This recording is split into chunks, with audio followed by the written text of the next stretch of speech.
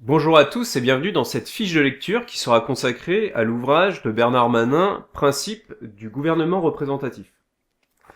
Alors, pour cette fiche de lecture, comme à mon habitude, je vais essayer d'évaluer le niveau de difficulté de ce livre. Alors, dans ma précédente fiche de lecture, j'avais dit que le bleu serait le niveau le plus faible, ensuite le vert, le rouge, et puis les livres les plus difficiles en noir. Alors j'avais comparé ça aux pistes de ski, mais en réalité au ski, le vert est le plus faible que le bleu. Mais enfin, c'est pas grave. C'est pas exactement comme au ski, mais j'ai gardé le bleu en plus faible, le vert, le rouge et le noir en niveau de difficulté maximale. Donc ce livre-là, je vais le classer à nouveau un peu comme l'effondrement des sociétés complexes entre le vert et le rouge. Cette fois-ci, j'ai choisi de mettre du rouge, donc un peu un niveau de difficulté un peu plus élevé. Non pas parce que il comporte des éléments techniques en anthropologie ou en économie, mais c'est plutôt relatif au style, c'est-à-dire que malgré tout, Bernard Manin, il y a des lourdeurs dans sa manière d'écrire qui peuvent ralentir le lecteur. Si j'ai choisi de faire une fiche de lecture sur ce livre, c'est parce qu'il est recommandé à plusieurs reprises par Étienne Chouard, et aussi parce que sur le fond, même si il y a quelques lourdeurs, sur le fond il est extrêmement intéressant, il y a des choses qui permettent de prendre énormément de recul à la fois sur les démocraties telles qu'elles ont été pratiquées dans le passé, mais aussi notre système politique actuel de type gouvernement représentatif. Euh, donc on va essayer de se plonger plus profondément dans ce bouquin. Avant de se lancer réellement dans l'analyse de fond, je vais rappeler des prérequis. À savoir, c'est important dans la critique même que je vais avoir sur certains éléments, d'avoir des définitions claires du mot démocratie, aristocratie ou même oligarchie. Donc je vais les rappeler, ça fait pas de mal pour des gens qui débarqueraient totalement. Démocratie, c'est le pouvoir détenu et exercé par le peuple. Hein. Aristocratie, c'est le pouvoir détenu et exercé par les meilleurs. Et oligarchie, c'est le pouvoir détenu et exercé par un petit nombre. Euh, S'il y a des gens qui se posent des questions, pourquoi est-ce que j'utilise ces définitions-là et pas une autre, etc., je les renvoie à ma vidéo sur la démocratie. C'est un épisode de ma chronique d'un éveil citoyen qui rentre réellement dans le détail, qui explique pourquoi l'étymologie, etc., et comment c'était mis en œuvre. Ça, c'est un bon préalable. Euh, et donc, je vais pas m'étendre dessus, mais c'est important d'avoir ces définitions-là en tête pour comprendre les critiques que je vais formuler au sujet de certains éléments qui sont contenus dans ce livre. Alors, je vais attaquer maintenant l'analyse de fond. Alors, dans une introduction, tout d'abord, il y a deux, trois éléments qui sont intéressants. Bernard Manin reprend des déclarations de Sieyès et il constate que donc Sieyès était un des pères fondateurs de la République, de la première République française, lors de la Révolution française, au moment de réfléchir à la Constitution. Et il y avait une volonté dans Sieyès et dans certains des pères fondateurs de réfléchir à un gouvernement, donc en l'occurrence c'était le gouvernement représentatif, qui soit particulièrement adapté aux sociétés commerçantes modernes. Donc par société commerçante moderne, on peut raccrocher d'une certaine manière l'idée de capitalisme. Donc en fait, dès le départ, les fondateurs de ce système politique avaient en tête que avaient une volonté de créer un système politique qui soit particulièrement adapté au système capitaliste. Ça c'est important de l'avoir en tête, et ils essayent, un petit peu comme fait le capitalisme d'une certaine manière, de diviser le travail, de dire voilà, il va y avoir des gouvernants et des gouvernés. Les gouvernants, ils seront élus. A priori, on essaiera que ce soit les meilleurs, les gens qui sont faits pour gouverner, et puis les autres, ils se laisseront gouverner justement. Donc ça, c'est un petit peu l'idée dès le départ qui est centrale dans la naissance du gouvernement représentatif, de vouloir le faire coller à la société moderne qui a beaucoup évolué depuis la féodalité, etc. Euh, et c'est très important d'avoir en tête que au moment de la fondation du gouvernement représentatif, la recherche de l'intérêt commun, pour ses pères fondateurs, passe nécessairement par un professionnalisme de la politique. Parce que pour eux, le professionnalisme de la politique, ça implique nécessairement la compétence. Et qui dit compétence, pour eux, dit que ce sera plus facile d'atteindre en fait l'intérêt général si le pouvoir est mis en œuvre par des gens compétents, tout simplement. Donc il y a quand même ces éléments-là qui apparaissent dès la naissance du gouvernement représentatif. Et Bernard Manin dégage 4 principes du gouvernement représentatif à la fin de son introduction, avant de se lancer dans le détail. Donc selon lui, ces principes sont d'abord les gouvernants sont désignés par élection à intervalles réguliers. Premier principe du gouvernement représentatif tel que le définit Bernard Manin, c'est important.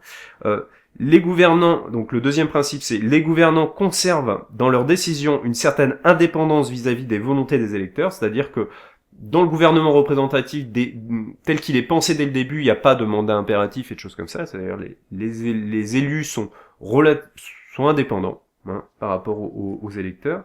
Le troisième principe, c'est les gouvernés peuvent exprimer leur opinion et leur volonté politique sans que celle-ci soit soumise au contrôle des gouvernants. Donc là, c'est quand même une relative liberté d'expression, d'opinion, des électeurs au sein du gouvernement représentatif. Et le quatrième principe, c'est que les décisions publiques sont soumises à l'épreuve de la discussion.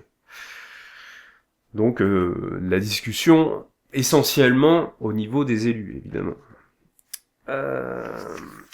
Voilà, donc ça c'est l'introduction s'achève sur ces 4 principes tels qu'ils sont expliqués. Et le premier chapitre est consacré à la démocratie directe et la représentation tels qu'ils existaient à Athènes. Alors là, il y a beaucoup de choses à dire. Alors, pour l'essentiel, ce chapitre pourrait se résumer à une description technique de ce qu'était le fonctionnement des institutions athéniennes. Je vais pas rentrer dans le détail. En plus, c'est expliqué de manière un peu lourde et pompeuse. Si vous voulez vous faire une idée, la fiche Wikipédia de la démocratie athénienne, pour moi, beaucoup mieux faite que la manière dont le décrit Bernard Manin. Ce qu'il faut avoir en tête surtout au niveau du fonctionnement de ces institutions athéniennes, c'est-à-dire que il y avait une grande partie des représentants, donc il y avait une partie de démocratie directe, a priori les citoyens pouvaient proposer les lois, néanmoins ils désignaient des représentants, une grande partie de ces représentants étaient tirés au sort, voilà, il y avait la possibilité de les révoquer éventuellement, et une petite fraction malgré tout était quand même élue pour certains mandats, notamment les généraux, etc., les magistrats à certaines époques, etc. Donc faut avoir en tête qu'il y avait à la fois des éléments de démocratie directe et des éléments de représentation. Certes, la grande partie des représentations était désignée par tirage au sort, et l'autre partie des représentations était désignée par l'élection. Voilà comment ça se passait au niveau de la démocratie athénienne. Alors, c'est intéressant parce que quand on connaît la démocratie athénienne, on sait qu'il y a eu des ruptures, il y a eu des fois où la démocratie a été balayée, en fait elle a été neutralisée, notamment au moment de la guerre du Péloponnèse. C'est la guerre où il y a une coalition entre Athènes et Sparte qui se sont affrontés, et Sparte a gagné, et elle a obligé Athènes à abandonner la démocratie, et donc il y a eu l'abandon durant quelques décennies de la démocratie à Athènes avant qu'elle ne revienne. Et c'est intéressant parce que dans le livre de Manin, on apprend qu'au moment de la guerre du Péloponnèse, il n'y a pas eu seulement un changement de système politique, il y a eu un changement au niveau de l'aristocratie qui avait la mainmise, l'autorité à Athènes. C'est-à-dire qu'on est passé d'une aristocratie foncière, donc une aristocratie basée sur l'immobilier, et à une aristocratie mobilière, donc qui avait des richesses qui n'étaient pas ancrées au niveau foncier. Donc ça j'ai trouvé intéressant parce que souvent les basculements aristocratiques sont des moments de refondation politique. La Révolution française, c'est un petit peu ça. C'est une aristocratie immobilière qui s'est fait damer le pion par une aristocratie mobilière bourgeoise. Il y a une corrélation très forte, une identification très forte entre le fait que l'élection conduit à une forme d'aristocratie, hein, à des représentants issus de l'aristocratie, et donc mécaniquement le tirage au sort est identifié comme conduisant beaucoup plus à une représentation de l'ensemble du peuple, du démos, du peuple. Donc ça, c'est clairement identifié. Hein. Il y a pas d'ambiguïté. C'est très net que l'élection conduit mécaniquement à la désignation d'individus de nature aristocratique. Alors dans l'ouvrage, ce qui est intéressant, c'est la notion de crime politique qui est un petit peu développée et qui est jugée évidemment par des tribunaux politiques tirés au sort. Donc c'est-à-dire que les élus qui sont mis en accusation publique sont jugés par des tribunaux tirés au sort, donc vraiment issus du peuple. Et il est détaillé, donc je vais lire l'extrait. La notion de crime politique recouvrait en principe 3 types d'actes. La trahison, la corruption, entre parenthèses, accepter de l'argent pour donner de mauvais conseils au peuple athénien, et la tentative de renverser le régime, c'est-à-dire la démocratie. Donc là, on voit qu'il y a une typologie très précise qui désigne les crimes politiques, et ces crimes politiques sont évidemment durement sanctionnés par les tribunaux populaires de l'époque. Aristote définit le citoyen comme la participation au pouvoir de juger et au pouvoir de commander. On est citoyen, selon Aristote, à partir du moment où on obéit. Donc ça, de ce côté-là, on obéit tous, hein, c'est pas un souci. Mais aussi au fait de commander. Et là, le problème, c'est que personne ne commande, en fait. Donc en fait, on se paye de mots en disant qu'on est citoyen, mais tant qu'on commandera pas, on sera pas des citoyens. D'accord ?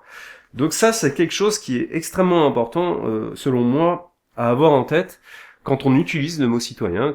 Si un jour il y a quelqu'un qui dit oui, bah, je suis citoyen, non. À la limite, rattrapez-le, dites-lui non, non. Enfin, utilise pas ce mot-là. Tu seras citoyen quand tu commanderas. Tant que t'obéis, tu fais que obéir, t'es pas un citoyen. Un citoyen, ça obéit et ça commande. Un passage dans lequel Bernard Malin cultive une espèce d'ambiguïté qui bénéficie à la novlangue. Alors je vais vous lire le passage et puis après je commenterai. Si l'on tient à dire que les institutions comme le Conseil ou les tribunaux étaient des organes de gouvernement entre guillemets directs, ce caractère direct tenait à leur mode de recrutement, le tirage au sort, et non pas à ce qu'ils étaient identiques ou identifiés au peuple. Alors là ça me pose réellement problème, parce que parler de gouvernement direct ou de démocratie directe, et l'assimiler au fait qu'on désigne des représentants par le sort, pour moi, c'est faux. Enfin, la démocratie, c'est le fait que le peuple détienne et exerce le pouvoir. Et donc, mécaniquement, la démocratie directe, c'est le fait que le peuple exerce et détienne directement, donc sans représentant, le pouvoir. D'accord ? Donc, après, on peut juger que tel ou tel mécanisme politique est direct ou non. Par exemple, le fait que tout le monde puisse proposer ses lois sur l'agora, ça, c'est un mécanisme de démocratie directe. Ça ne fait pas débat. Par contre, dès lors qu'on va désigner des représentants, qu'ils soient élus ou tirés au sort, ce n'est pas de la démocratie directe. Hein. Dès qu'on passe par des représentants, ce n'est plus de la démocratie directe, c'est une démocratie représentative, si on les désigne par le sort, et pour moi, si on les désigne par l'élection, c'est plus vraiment une démocratie, c'est plutôt une aristocratie. Bon. Et du coup, là, dans cette citation, Bernard Malin il essaye d'introduire une confusion entre tirage au sort et démocratie directe, et je trouve que c'est mal, ou c'est pas pertinent, je vais pas juger de l'honnêteté, mais en tout cas c'est une confusion qui est fâcheuse, et voilà, elle mérite d'être signalée, et du coup j'attire votre attention sur la différence entre démocratie directe et tirage au sort, qui doit être extrêmement distingué. Voilà. Donc, au niveau de ensuite, il recite à nouveau Aristote, et là pour Aristote, je reviens encore dessus, je vais citer. Donc, le sort est décrit comme le mode de sélection démocratique par excellence, alors que l'élection apparaît plutôt comme oligarchique ou aristocratique. Je veux dire, écrivait ainsi Aristote, qu'il est considéré comme démocratique que les magistratures soient attribuées par le sort et comme oligarchique qu'elles soient électives. Donc ça, c'est une idée qui est extrêmement importante, que je risque de rabattre, peut-être de ressasser un peu dans cette mode de lecture, mais là, c'est l'explication et entre guillemets l'affirmation par Aristote. Et entre guillemets, elle est claire, elle est limpide. Et si vous voulez, le problème, c'est qu'à aucun moment, c'est aussi clairement dit par Bernard Manin dans son livre que quand il appelle Aristote. Bon. Alors ensuite, il poursuit au niveau d'Aristote et il dit que Aristote considérait qu'en combinant des dispositions démocratiques et aristocratiques, on obtenait une constitution meilleure que les régimes simples. Parce que on a tendance à penser qu'Aristote, c'est un démocrate pur et dur et que Platon, c'est un aristocrate pur et dur. En fait, c'est faux. C'est faux, pour l'un et pour l'autre. Hein. Platon, pour lui, les citoyens, ça existe, ils sont désignés d'une certaine manière. Et pour Aristote, la démocratie pure et dure, c'est pas le meilleur système. C'est-à-dire la démocratie a ses propres dérives. La démocratie pure et dure, où le peuple a la haute main, détient le pouvoir absolu d'une certaine manière, c'est pas souhaitable. Ce qui est souhaitable pour Aristote, c'est de trouver la bonne combinaison entre l'aristocratie, c'est-à-dire les gens qui sont réellement les meilleurs, le peuple qui a ses propres exigences. Je crois que c'est ça le vrai problème d'Aristote, c'est de rechercher un équilibre qui soit sain et qui soit pérenne entre l'aristocratie et la démocratie. Donc ça apparaissait clairement dans ces deux extraits. Bernard Manin rappelle un des principes fondamentaux des démocraties athéniennes, qui va être le principe de rotation des charges, puisque pour avoir un maximum de fractions du peuple qui puisse commander après avoir obéi, il faut mettre en place une rotation des charges et cultiver un amateurisme politique pour que chacun puisse se commander et obéir, et qu'il y ait un roulement qui s'effectue entre ces deux positionnements. Alors, Aristote définissait ainsi l'une des deux formes que pouvait prendre la liberté. Le principe de base de la constitution démocratique, l'une des formes de la liberté, entre parenthèses Euletheria, écrivait-il, c'est de commander et d'obéir tour à tour. Donc, là encore, on revient sur cette idée d'obéir et de commander qui est centrale au niveau d'Aristote, et même Aristote à un moment va plus loin, et il désigne l'excellence du bon citoyen, c'est-à-dire il dit voilà, il va certainement y avoir des bons ou des mauvais citoyens, et pour lui, le bon, l'excellent citoyen, c'est celui qui est capable de bien commander et de bien obéir. Pour lui, c'est ça qui définit un bon citoyen, c'est quelqu'un qui obéit de la bonne manière, et qui est quelqu'un qui commande de la bonne manière. Voilà. Ça, c'est les conceptions d'Aristote de la politique, c'est ce qui m'a terriblement semblé le plus intéressant dans ce chapitre. Donc peut-être qu'un jour, mais vraiment pas tout de suite, je lirai je lirai Aristote, hein, les politiques d'Aristote, puisque c'est ce qui m'intéresse le plus dans la prose de Bernard Manin. Alors ceci dit, il y a des éléments intéressants qui permettent de nuancer un petit peu, parce que bon, là on peut parler du tirage au sort, etc. Malgré tout, il y avait quand même l'élection qui était d'usage pour certaines charges à Athènes, et les Athéniens avaient conscience du conflit potentiel entre le principe électif et le principe de rotation des charges. C'est pourquoi, généralement, rien n'interdisait d'exercer plusieurs fois de suite une magistrature élective. C'est-à-dire que malgré tout, les citoyens athéniens avaient conscience que l'élection, quand on désigne le meilleur et qu'on a l'impression d'avoir trouvé le meilleur pour telle ou telle charge, c'est bête de s'entraver et de se priver les compétences d'une personne qui a les compétences et qui, entre guillemets, enrichit ses compétences par l'expérience, Donc c'est bête de se priver de cette personne en s'imposant absolument de vouloir imposer une rotation des charges quand on sait qu'on a une personne qui fait très bien le job. Donc c'est pour le tirage au sort, il y a souvent effectivement la nécessité de mettre en place une rotation des charges pour le fait que tout le monde puisse commander et obéir, mais pour certains postes pour lesquels les compétences sont cruciales, là le principe de rotation des charges était mis de côté. Voilà. Donc ça c'est intéressant de le noter, c'est le fonctionnement de la démocratie athénienne et plutôt le conflit entre la rotation et l'élection.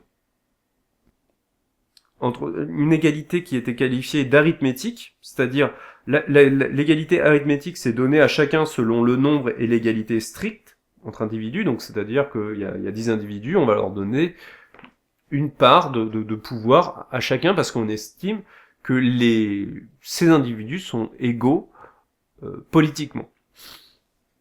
Et ça, c'est ce qui conduit à instaurer le tirage au sort comme désignation des individus. Après, il y a aussi la notion d'égalité géométrique qui consiste à donner à chacun en proportion de sa nature. C'est-à-dire que là, dans l'égalité géométrique, on reconnaît que les individus sont pas tous égaux, qu'il y en a qui ont des compétences dans tel domaine et pas d'autres, etc., etc. Et du coup, la fraction de pouvoir qu'on va donner aux individus, ça va être relatif à ses capacités.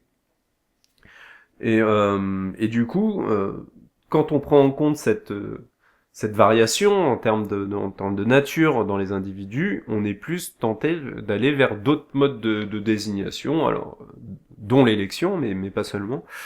Donc pour illustrer ces divergences entre ces deux types d'égalité, l'égalité selon la nature, le poids et le nombre, et l'égalité qui consiste à donner chacun en proportion de sa nature, Bernard Manin fait intervenir Platon, qui note que la première était réalisée dans les distributions par le sort, donc c'est-à-dire que l'égalité selon la mesure, le poids et le nombre est réalisée dans les distributions par le sort, tandis que la seconde, qui consiste à donner à chacun en proportion de sa nature, plus divine, et la seule vraie requiert le secours de Zeus.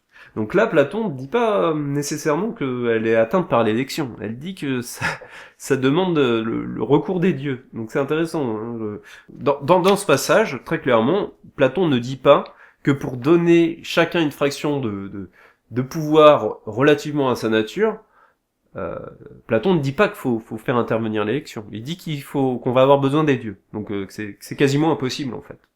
À nouveau, on voit bien que Aristote se démarque des démocrates les plus radicaux dans ses interventions.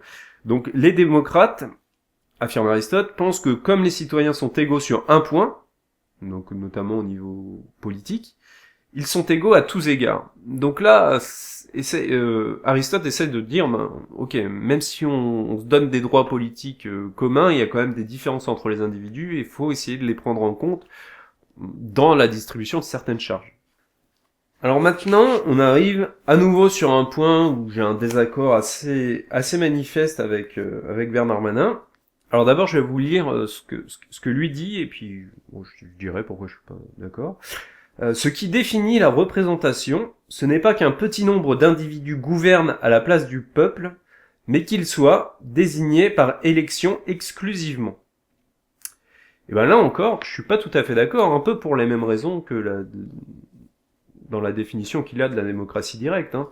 C'est-à-dire que dès lors qu'on se dote de représentants, qu'ils soient tirés au sort ou élus, on est représenté. Donc la représentation, elle peut avoir un caractère électif ou un caractère tiré au sort, mais ça reste de la représentation. Et en fait, ce que Bernard Manin essaye de nous dire, c'est que il nous donne sa définition de la représentation à lui, en fait. Quand il parle de gouvernement représentatif, quand il va parler de gouvernement représentatif dans son livre, il va désigner essentiellement des gouvernements élus. Mais c'est pas très honnête, ça contribue pas à clarifier des notions politiques et des notions de représentation politique. Hein. Voilà, donc moi je suis pas d'accord avec le fait de dire que la représentation, c'est le fait que les gouvernants, enfin, soient nécessairement désignés par l'élection. Je suis vraiment pas d'accord avec ça.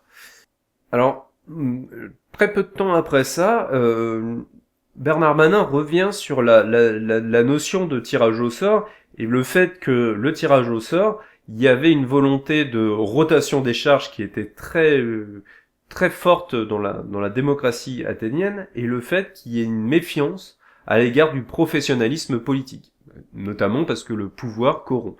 Et ça, il dit pas que cette méfiance à l'égard du professionnalisme politique, elle est intrinsèque à la démocratie, mais que c'était la culture démocratique de l'époque. Hein. Et maintenant, notre culture démocratique, elle n'a plus rien à voir avec ça. En réalité, normalement, toutes des cultures démocratiques devraient se méfier du professionnel de la politique. Les démocrates athéniens avaient l'intuition que, pour des raisons obscures, l'élection n'assurait pas quant à elle une semblable égalité. Là, c'est un extrait de ce que dit Bernard Manin dans son livre. Moi, je pense que quand on lit les philosophes de l'Antiquité grecque, c'est pas des raisons obscures. Enfin, ils savent très bien pourquoi l'élection n'assure pas une semblable égalité. Le second chapitre de Bernard Manin traite du triomphe de l'élection. Dans ce triomphe de l'élection, il revient au fonctionnement du gouvernement romain, qui lui s'appuyait en majorité sur l'élection, donc c'était beaucoup plus un gouvernement de type aristocratique comparé au gouvernement athénien. Enfin, c'était plutôt même une combinaison entre monarchie, aristocratie et démocratie, mais dans cette combinaison, l'aristocratie avait quand même une forme prédominante. Hein, enfin, selon les époques, des fois la monarchie reprenait la main, etc., etc. Mais ça se battait surtout entre la monarchie et l'aristocratie. Le peuple n'avait pas un pouvoir aussi élevé que Athènes. Pour Polybe et Machiavel, le régime mixte expliquait le succès de Rome. Et d'ailleurs, enfin, ce succès de Rome, on le verra plus tard, va être recherché au moment de la fondation d'autres régimes politiques. Le tirage au sort, c'est important de l'avoir en tête, existait à Rome de manière extrêmement réduite et pour certaines décisions politiques très spécifiques, mais en fait c'était pas un tirage au sort qui recherchait à exprimer une volonté populaire ou quoi que ce soit. C'était beaucoup plus un tirage au sort pour rechercher la cohésion. Voilà. C'était plutôt le sens de l'usage du tirage au sort, beaucoup plus que de rechercher de l'amateurisme politique, une rotation des charges. C'était pas vraiment le même objectif politique, vu la manière dont c'était pratiqué à Rome. Bernard Manin, et là c'est très intéressant, revient sur les républiques italiennes, donc les républiques florentines, vénitiennes, etc. Et il essaye d'expliquer comment l'élection et le tirage au sort ont été mis en œuvre chez les unes et chez les autres. L'Italie, au moment des républiques italiennes, est confrontée à un phénomène de factions, c'est-à-dire de clans qui s'opposent les uns les autres et qui se fondent vraiment des coups dans le dos. C'est quasiment des guerres civiles permanentes pour accéder au pouvoir politique. Et ça, l'Italie et les républiques italiennes en souffrent énormément, c'est-à-dire que ce facteur de division les affaiblit, notamment avec les rapports avec l'étranger, etc., etc. Et ça affaiblit énormément, et donc ces républiques sont vraiment en train de se demander mais comment empêcher ces factions de se raffronter, parce que ça affaiblit l'ensemble du pays. Et le tirage au sort, ça va être vu comme le moyen de limiter ces problèmes liés aux factions. On voit bien que en réalité l'histoire des républiques italiennes va être ponctuée de ce déchirement entre factions, et ça va les conduire à à être confronté à la soif dévorante des fonctions politiques, puisque c'était considéré comme un honneur tel que les gens étaient prêts à tout. Donc, s'il y avait une soif dévorante des fonctions, c'est parce que également là, il y avait une mise en jeu de sa réputation. Lorsqu'on briguait tel ou tel mandat, on mettait en jeu son honneur, et l'honneur, au moment dans la culture italienne de l'époque, c'était fondamental. Et le problème qui est constaté au niveau des factions, c'est que quand les factions dominent l'existence sociale, donc vous avez une chance sur deux d'être affilié à une faction, hein, typiquement. Et le problème, c'est que vous êtes à la fois juge et partie, c'est-à-dire que vu que vous êtes affilié, vous allez toujours non pas être un juge extérieur pour dire voilà, ceci est bien, ceci est mal. Vous allez toujours pencher du côté de votre faction, même quand votre faction fait des choses qui sont nuisibles pour l'ensemble du pays, en fait. Donc ça, ça va être quelque chose qui va être extrêmement pesant dans la culture politique de l'époque. Et qui va conduire à réfléchir, à user du tirage au sort pour neutraliser ces dérives politiques. Au moment de la révolution florentine, c'est intéressant parce que il y a à nouveau plusieurs factions et des mouvements populaires qui vont s'opposer à l'aristocratie régnante. Et dans un premier temps, le mouvement populaire a cru que l'élection lui serait plus favorable. C'est-à-dire qu'ils se sont dit, comme on va pouvoir vraiment désigner qui aura le pouvoir, il y a plus de chance. Si on peut élire les gens, c'est sûr qu'on pourra choisir les bonnes personnes qui pourront faire valoir les intérêts du peuple. Et donc, dans un premier temps, ils ont choisi l'élection, et effectivement, il y a eu des nouveaux hommes, entre guillemets, qui ont été portés au pouvoir, mais rapidement, mécaniquement, l'élection a amené les anciennes familles, celles qui connaissaient comment fonctionnait le pouvoir, comment faire avancer les choses, à regagner petit à petit le pouvoir. Et donc le mouvement populaire s'est dit, mince, on a encore perdu le pouvoir parce que on a laissé on a choisi le mode de représentation par l'élection. Et en fait, par l'expérience, les républiques italiennes vont se rendre compte que le tirage au sort est plus favorable au peuple.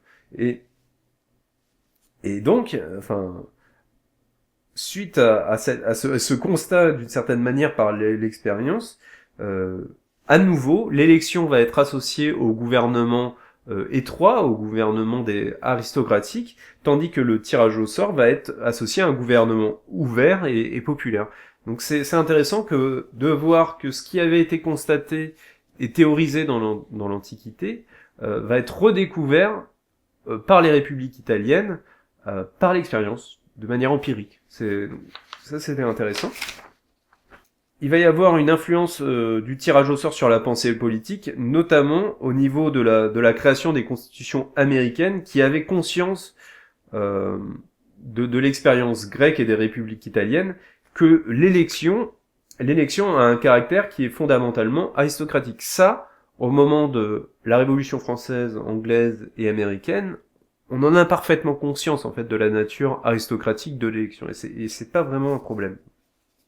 Ensuite, au-delà de la République florentine, le Bernard Manin revient sur la République vénitienne. Alors, c'est intéressant parce que, a priori, c'est un fonctionnement qui est extrêmement aristocratique, puisque les seuls qui ont des droits de vote, ce sont des nobles. Donc on pourrait se dire, voilà, c'est une aristocratie héréditaire, il n'y a pas d'ambiguïté. Et en fait, Rousseau dit non, c'est quasiment comme la République de Genève,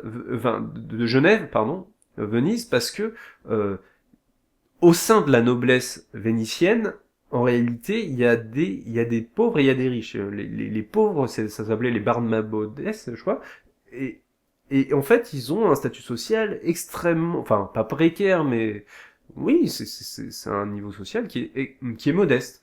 Et du coup, ils vivent dans cette relative pauvreté, et la seule chose qu'ils ont, c'est leur titre de noblesse, parce qu'ils étaient là au moment de la fondation de la République vénitienne.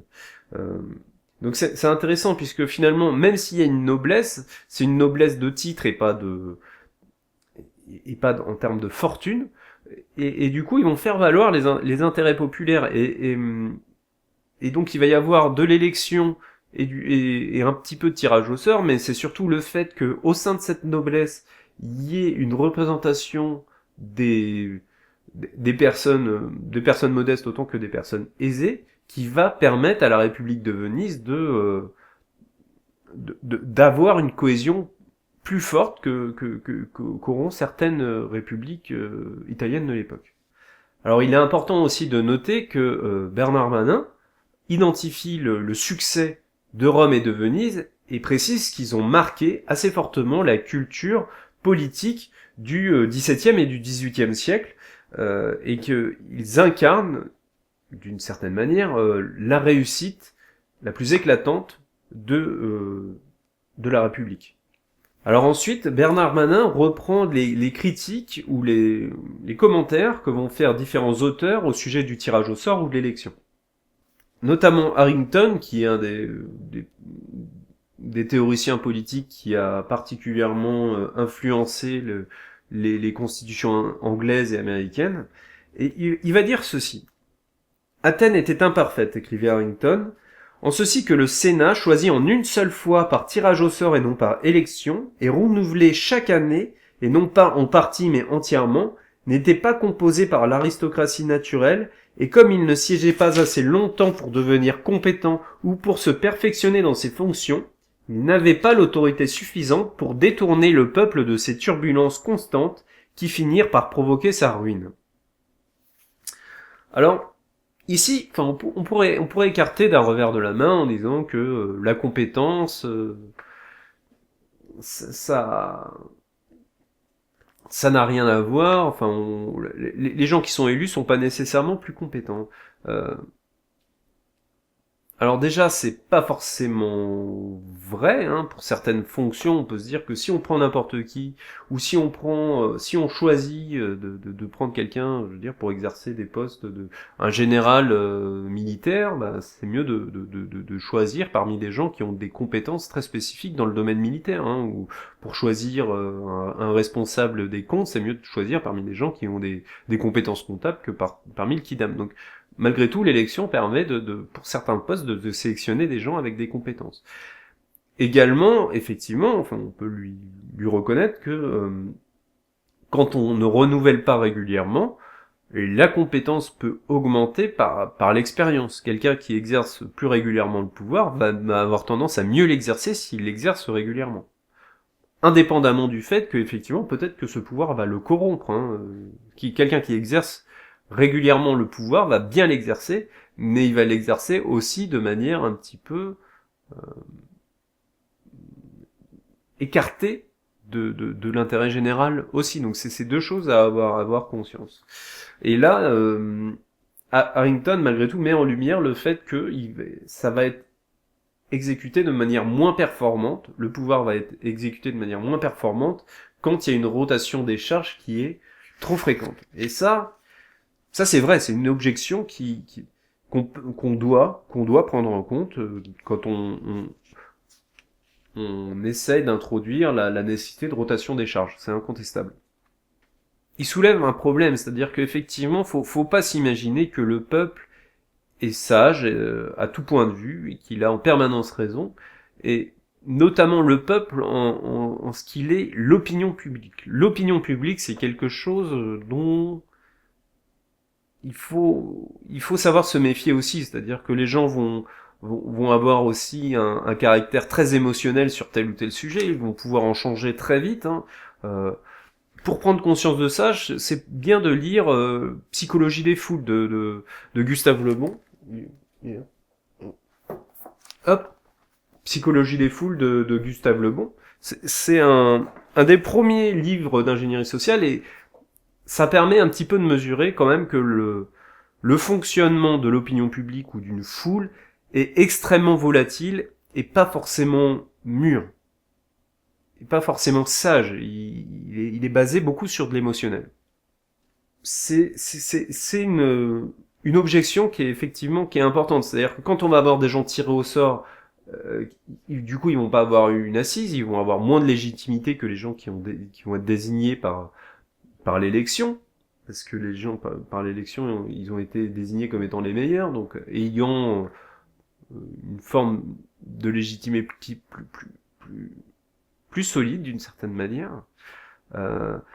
Et ils vont avoir plus d'autorité pour imposer leurs décisions à une opinion publique qui est pas toujours très mûre sur toutes les décisions qui sont prises. Ça, c'est vrai.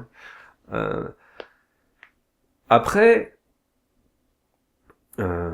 ce qui est écarté là-dessus, c'est qu'on peut imaginer des commissions tirées au sort qui permettraient de prendre du recul sur des sujets spécifiques. C'est-à-dire que effectivement, le peuple, quand c'est une opinion qui est très émotionnelle, va pouvoir faire pression sur les tirages au sort.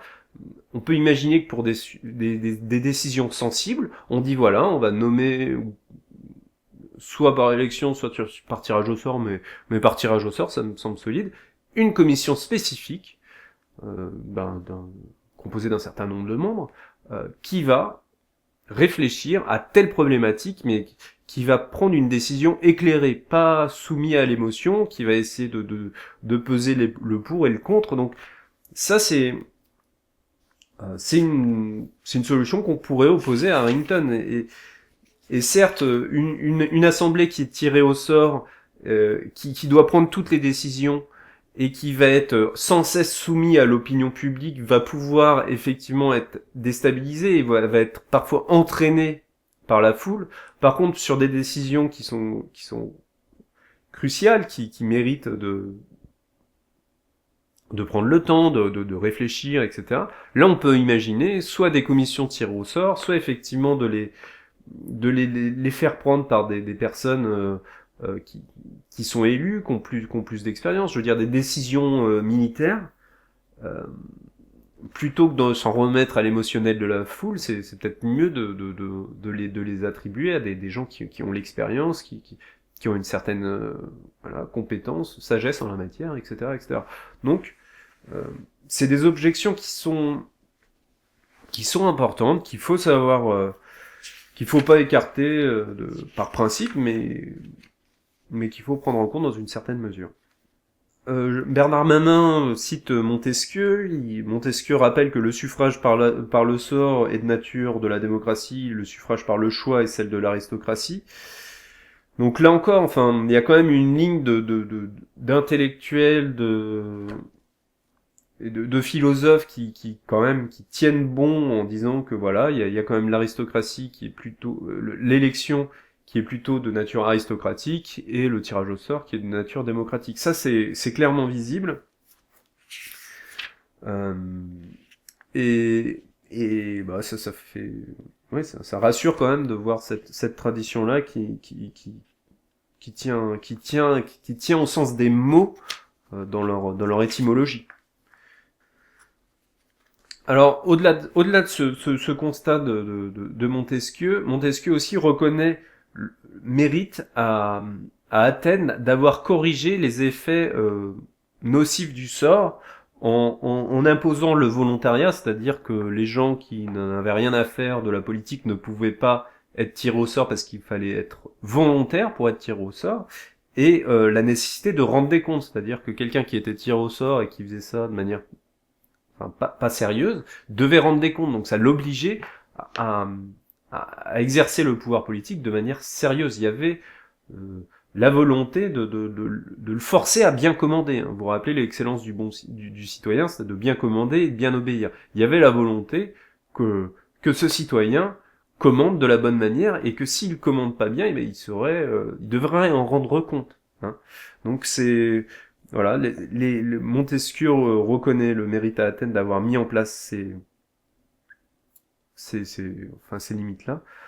En un paragraphe, Manin dit que Rousseau trouve que la thèse de Montesquieu est médiocrement argumentée, que la complexité de la thèse de Rousseau expliquerait son influence limitée sur les acteurs politiques, mais le problème, c'est que à aucun moment il va expliquer cette thèse. Si vous voulez, il prend un paragraphe pour nous dire que Rousseau pense du mal de Montesquieu, et que la thèse de Rousseau, parce qu'elle était trop complexe et subtile, a eu une influence très très limitée. Moi, j'aurais préféré que son travail d'auteur permette de synthétiser un minima ce que Rousseau pensait du tirage au sort et des limites qu'on aurait pu mettre en œuvre, enfin comment on aurait pu limiter le tirage au sort pour qu'il soit mis en œuvre de la meilleure manière.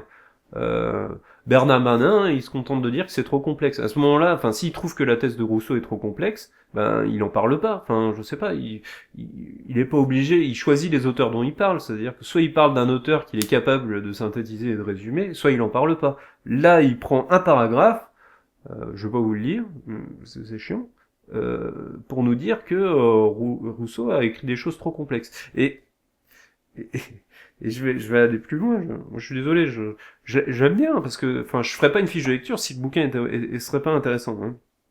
Donc, ce livre est intéressant, mais il y a des côtés agaçants et on voit quand même une espèce de, alors, je vais appeler ça les intellectuels idéalistes. C'est une espèce de travers qu'on retrouve chez beaucoup de spécialistes de l'histoire des idées. On le retrouve chez Bernard Manin, on le retrouve chez quelqu'un comme Éric Guégan ou comme Jean-Claude Michéa, c'est-à-dire que des gens qui sont tellement spécialistes de l'histoire des idées qui vont avoir tendance à penser quand ils voient les idées, les idéaux s'enchaîner, les courants philosophiques s'enchaîner les uns avec les autres, etc. Ils vont avoir tendance que c'est quasiment indépendant des rapports de force politiques, économiques et médiatiques, enfin que ça vit un petit peu tout seul et que c'est ça qui va un peu gouverner le monde. Et alors ici, si je pense que Bernard Manin est un peu trop dans cette tendance-là, c'est qu'il va dire le raisonnement précis par lequel Rousseau reliait le tirage au sort à la démocratie n'a vraisemblablement exercé qu'une influence des plus limitées sur les acteurs politiques, notamment en raison de la complexité et de la subtilité du raisonnement de Rousseau. C'est-à-dire que Bernard Manin dit non, le tirage au sort, si ça a exercé une faible influence, c'est parce que en fait Rousseau avait mal expliqué ses idées. Ouais, vous voyez, il met pas forcément en avant le fait qu'il y a des rapports de force politiques et économiques. Il dit que c'est parce qu'il y a des auteurs qui sont quand même sacrément mal exprimés et que si c'était mieux exprimé, peut-être que ça aurait pas eu la même force. Ben, il y avait quand même de grands lecteurs de Rousseau. Hein. Par exemple, Robespierre, c'était un idole de Rousseau. Et pourtant, enfin, ses idées et les idées de Rousseau ont été quand même mis en avant au moment de la Révolution française. Et c'est beaucoup plus des rapports de force politiques et économiques que le fait que Rousseau ait pas assez bien expliqué ses idées, je pense. Enfin, voilà. Cette idée qui consiste à penser que c'est parce que les idées sont bien ou mal expliquées ou qu'il y a une espèce de darwinisme des idées qui sera indépendant des rapports de force politiques et économiques, c'est quelque chose que j'ai un peu retrouvé chez Bernard Manin, enfin au moins à cet endroit-là, et du coup ça permet de comprendre pourquoi le livre est fait de cette manière et que il cherche toujours des explications extrêmement théoriques alors que des fois c'est beaucoup plus basique. Bon.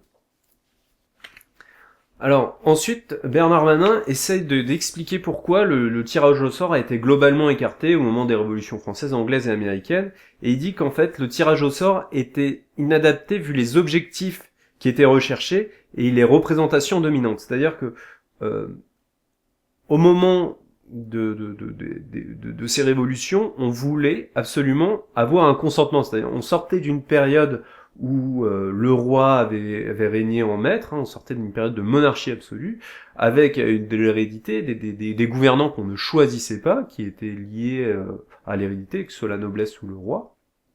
Et donc, on voulait absolument revenir au consentement. Et c'est vrai que en matière de consentement, donc à ce moment-là, le consentement et la volonté sont identifiés comme la source du pouvoir légitime. Et la différence entre le tirage au sort et l'élection, malgré tout, c'est que le tirage au sort dans le processus en tant que tel, le consentement n'intervient pas. Alors que au niveau de l'élection, le consentement intervient dans le processus. C'est-à-dire que le processus de l'élection consiste à consentir à être gouverné par un tel. Tandis que dans le tirage au sort, on ne consent pas à être gouverné par un tel ou un tel. On subit le sort en quelque sorte. Et ça, selon Bernard Manin, et je pense qu'on peut aller dans son sens, ça a extrêmement influencé les pères fondateurs dans dans le choix des représentants politiques. Alors, pour autant, écarter totalement la notion de consentement du tirage au sort, c'est quand même un petit peu délicat, dans le sens où, effectivement, quand c'est des gens qui sont désignés par l'hérédité, à aucun moment, au bout de quelques générations, l'aspect consentement a totalement disparu. C'est incontestable. En revanche, au niveau du tirage au sort, le consentement s'effectue par la capacité de réviser la Constitution. C'est-à-dire que si les gens qui gouvernent sont tirés au sort et que le peuple veut réformer sa Constitution parce qu'il ne consent plus à être gouverné par des gens tirés au sort, il y a la possibilité, d'une certaine manière, alors que l'hérédité exclut cette possibilité-là. Donc, dire que le tirage au sort présente en effet ce caractère incontestable qu'il ne fait pas intervenir la volonté humaine et ne peut pas passer pour une expression du consentement,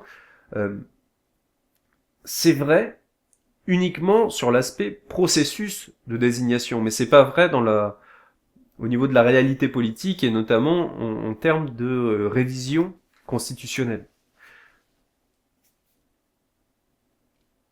Donc, une note, Bernard Manin explique que le sort n'est pas en lui-même une procédure de légitimation du pouvoir, mais seulement une procédure de sélection des autorités et de répartition des charges. L'élection, au contraire, accomplit deux choses à la fois. Elle sélectionne les titulaires des charges, mais en même temps, elle légitime leur pouvoir et crée chez ceux qui sont désignés un sentiment d'obligation et d'engagement envers ceux qu'ils ont désignés.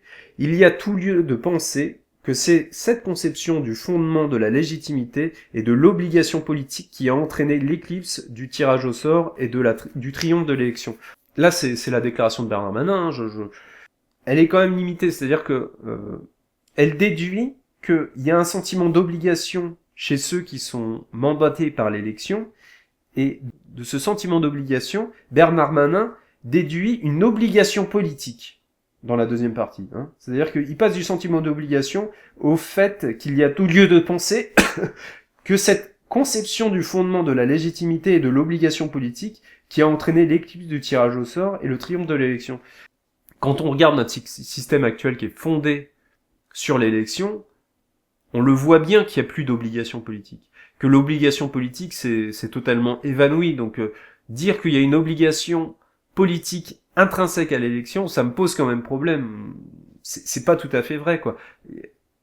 Il y a obligation politique si, par exemple, on valide le fait qu'il y ait des mandats impératifs. Les mandats impératifs imposent l'obligation politique. En fait, ce que dit pas Bernard Manin et ce qui rend ce paragraphe totalement incomplet, c'est que l'élection fonde la légitimité, ok, admettons-le. Par contre, ce qui fonde l'obligation politique, c'est les mandats impératifs, c'est pas l'élection. Voilà. Donc c'est un petit désaccord que j'ai avec Bernard Manin sur ces passages-là.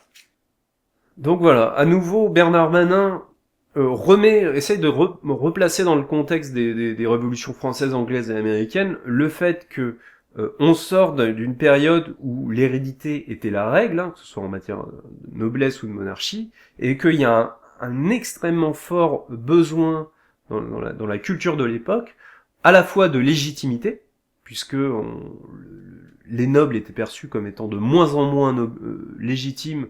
Donc là c'est mes commentaires à moi. Les nobles étaient perçus comme étant de moins en moins légitimes par la bourgeoisie, qui elle s'enrichissait alors qu'elle voyait que les nobles ne faisaient que vivre sur les avantages passés, en quelque sorte.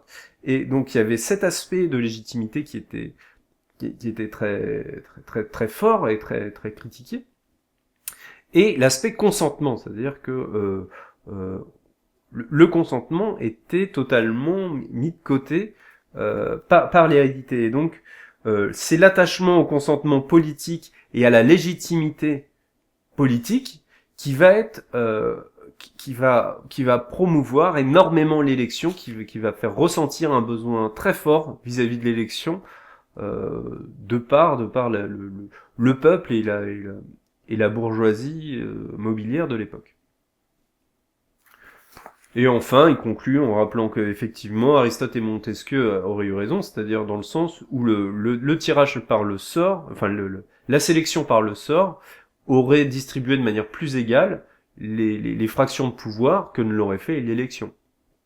Il rappelle ça à la fin de son chapitre, et effectivement c'est incontestable. Alors, dans le chapitre 3, qui s'intitule Le principe de distinction, Bernard Manin va revenir sur les trois grandes révolutions. Alors Bernard Manin commence par la révolution anglaise.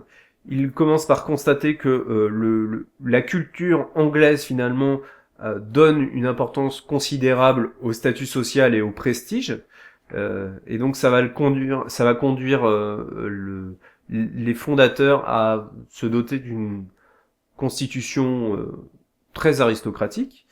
Et ce qui est intéressant, c'est que pour voter en Angleterre, il était de tradition que les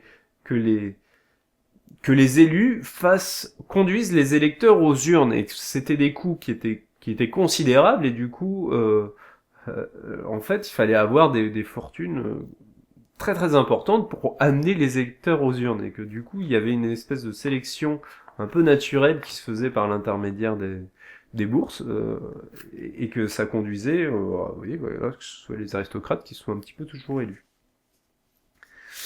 En France, dans les premières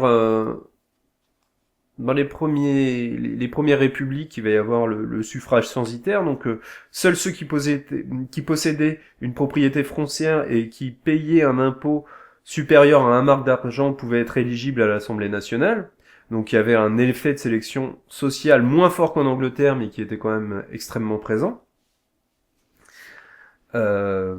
Et après, il aborde le débat de l'Assemblée constituante aux États-Unis, qui va être quand même très intéressant, et qui va opposer les fédéralistes aux antifédéralistes, et qui va les opposer sur effectivement bien des aspects de l'élection. Les antifédéralistes, pour eux, la représentation mandat doit refléter les idées de ceux qu'ils représentent et partager leurs attitudes et leurs sentiments. C'est-à-dire que il y a un mouvement au sein de l'Assemblée constituante américaine qui veut vraiment que les représentants soient à l'image des représentés, qu'ils aient les mêmes préoccupations, les mêmes sentiments, etc. Tandis qu'il y a les fédéralistes qui pensent que la représentation mandat doit être indépendante et former une opinion personnelle sur les intérêts de ses électeurs. Donc là, chez les fédéralistes, il y a une volonté que le représentant soit totalement détaché de ses représentés, que ce soit lui qui juge que si ses représentés veulent ceci, c'est lui qui juge du bien fondé, en quelque sorte, des exigences des représentés.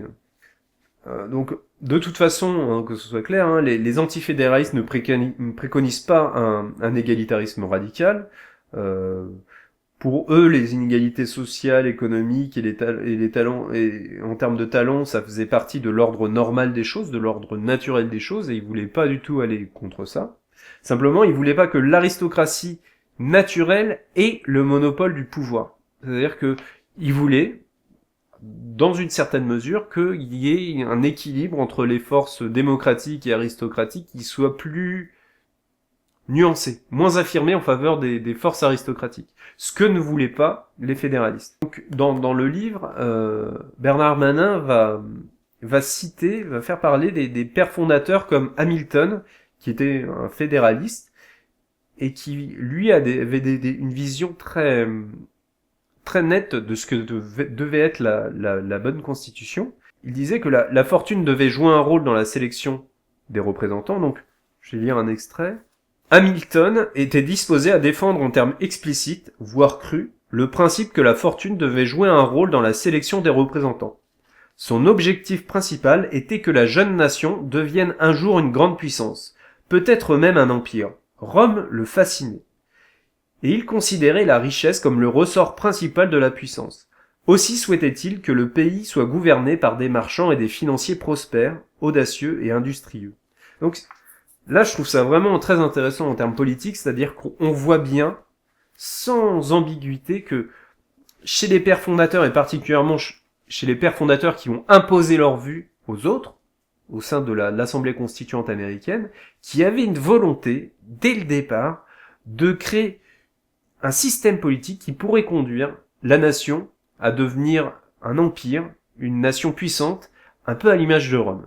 Et finalement, si on prend du recul et qu'on regarde plein de choses, même des symboles, hein, l'aigle américain comme l'aigle romain, ou comme le poids du Sénat, etc., on voit beaucoup de similarités entre, d'une part, le système politique américain et l'empire qu'il est devenu. Et d'une certaine manière, si vous voulez, l'explosion ou la projection de puissance de l'empire américain et de l'empire romain sont comparables, et au même titre que leurs déclins sont tout à fait comparables sur certains aspects, notamment la monnaie que j'ai évoquée dans l'effondrement des sociétés complexes. Et sur cet effondrement un peu mou, un peu voilà, sur plein d'aspects. Et moi, je trouve ça extrêmement intéressant de voir que dans les fondements, dès le départ, il y avait une volonté de ressembler à l'Empire romain. Alors, ensuite, il y a un autre théoricien de politique anglais que fait intervenir Bernard Manin, c'est Madison. Donc Madison médite sur l'obligation de la propriété en termes d'accès aux urnes et d'accès à l'éligibilité.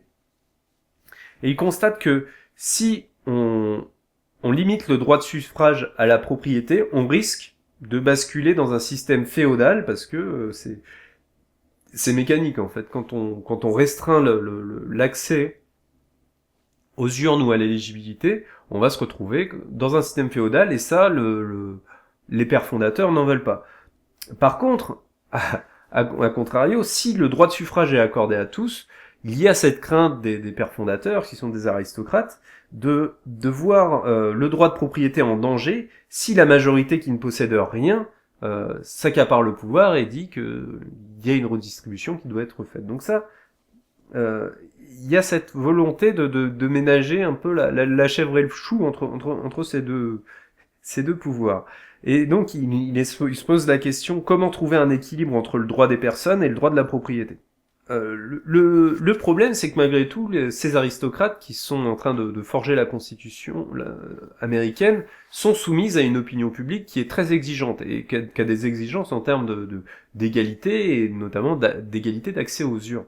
Et donc ils savent que ça va être très difficile pour eux d'empêcher, de mettre des conditions d'accès au vote. Alors malgré tout, ils savent que ils peuvent le faire, mais ce qui va les empêcher, ça va être à la fois des accords entre eux, parce qu'ils vont pas se mettre d'accord si ça doit être des exigences en termes de propriété foncière ou de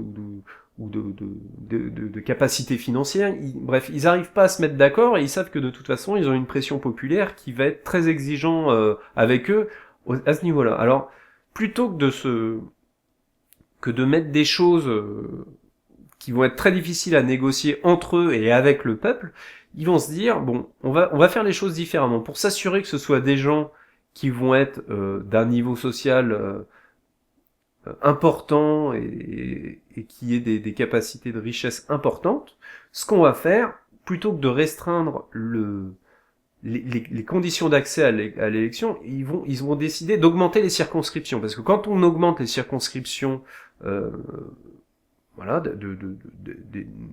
politique, en fait, de désignation des représentants politiques, mécaniquement, ça va obliger les gens à faire valoir leur prestige et leur candidature sur un territoire beaucoup plus étendu, et ça va nécessiter des coûts en termes de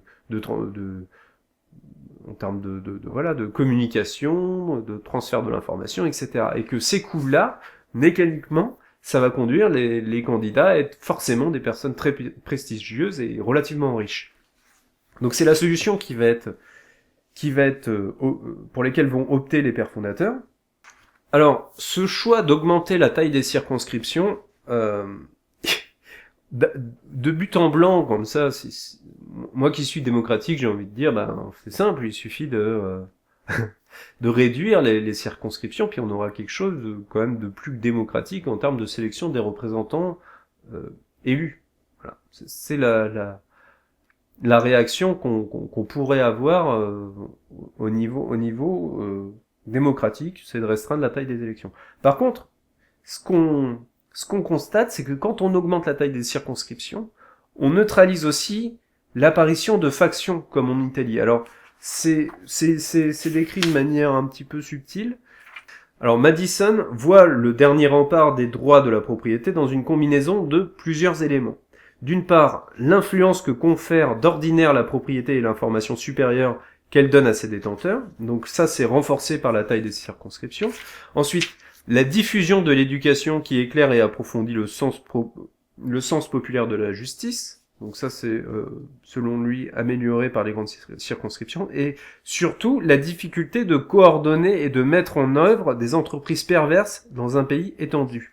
Donc ça, pour moi, ça fait référence notamment à l'apparition des factions. C'est-à-dire que c'est beaucoup plus difficile de se mettre d'accord entre une espèce de groupe factieux ou mafieux local si le territoire est beaucoup trop grand. C'est-à-dire que ce groupe-là aura beaucoup plus de difficultés à faire valoir ses intérêts si le territoire est étendu. Et ça, c'est quelque chose, c'est un argument qui est solide en faveur de la taille des circonscriptions. Alors, ensuite, très intéressant, Bernard Manin relève une espèce de forme d'hypocrisie assez subtile qui va permettre malgré tout aux fédéralistes de gagner, de faire valoir les vues qu'ils avaient sur le fonctionnement politique des États-Unis. La force extraordinaire de la position fédéraliste tenait à ce que, lorsque Madison ou Wilson affirmaient que le peuple pourrait élire qui il voudrait, ils énonçaient une proposition irréfutable. Donc là, effectivement, l'argument des fédéralistes est de dire, attendez, nous on est démocrates, le peuple choisira d'élire qui il veut. S'il veut élire quelqu'un qui veut redistribuer toutes les richesses, il pourra. Et ça, c'est effectivement, il pourra éventuellement élire quelqu'un comme ça. La seule chose, c'est que ce qui était jamais dit, mais qui était clair à la fois pour les fédéralistes et les anti-fédéralistes d'ailleurs, mais qui était beaucoup moins clair, moins connu du peuple, en réalité, c'est que il y avait aussi une autre vérité, ou plus exactement une autre idée que les deux camps tenaient pour vraie. Le peuple déciderait de son propre gré d'élire, en général, plutôt des personnalités entre guillemets imminentes, entre guillemets respectables et fortunées. Et donc ça, c'est un peu le piège de l'élection, mais qui est vrai dans tous les pays. C'est-à-dire qu'on vous dit, les gars, vous pouvez voter pour qui vous voulez, en fait. Vous êtes libre. Vous êtes libre de voter pour qui vous voulez. Et du coup, voilà, c'est pour ça qu'on peut dire qu'on est en démocratie. D'une certaine manière, c'est vrai de dire qu'il y a une dimension démocratique au fait de donner le droit de vote à tout le monde pour choisir une personne. Ça a une dimension, ça a une dose de démocratie. Dans le sens où c'est pas de l'hérédité, c'est pas une instance supérieure qui va choisir la personne, où c'est le peuple, c'est bien le peuple qui exerce un pouvoir. Voilà. Mais faut jamais oublier que le peuple, il va mécaniquement désigner des gens que lui-même estime le meilleur. Et du coup, comme le peuple désigne quelqu'un qu'il estime être le meilleur, on retombe sur une forme d'aristocratie. Donc c'est cette ambiguïté-là qu'il y a dans l'élection qui lui a permis de survivre depuis au moins 200 ans, 300 ans, puis peut-être plus, on ne sait pas. Mais cette ambiguïté, cette espèce d'ambivalence de l'élection, lui a permis de naître assez facilement aux États-Unis et en France ou en Angleterre.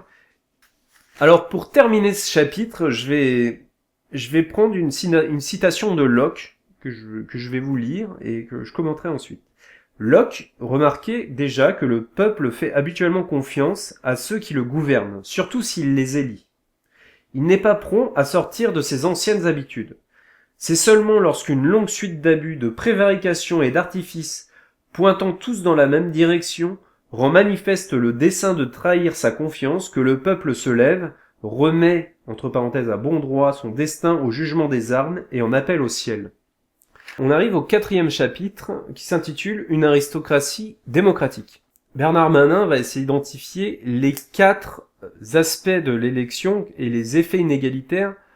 Donc les effets inégalitaires et aristocratiques de l'élection tiennent à 4 facteurs: le rôle des préférences de personnes, la dynamique d'une situation de choix, les contraintes cognitives et les coûts de diffusion de l'information. Alors, je vais essayer de rentrer un petit peu dans le détail de ces 4 aspects.